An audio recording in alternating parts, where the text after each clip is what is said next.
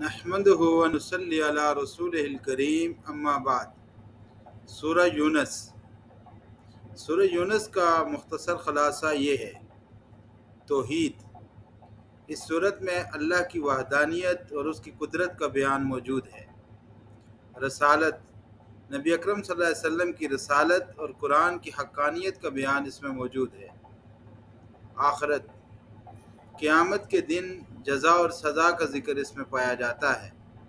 انبیاء کے قصص، نوح، موسیٰ، یونس علیہ السلام کے واقعات اس میں تفصیل سے بیان کیے گئے ہیں اور ان سے عبرت حاصل کرنے کی تلقین کی گئی ہے۔ قرآن کی حقانیت، کفار کے اعتراضات کا جواب اور قرآن کا چیلنج اس صورت میں موجود ہے۔ اللہ تعالی ہمیں قرآن کو سمجھنے، اس پر عمل کرنے اور اس کو دوسروں تک پہنچانے اور اس کے مطابق زندگی گزارنے کی توفیق عطا فرمائے۔ وآخر دعوانا ان الحمد للہ رب العالمین۔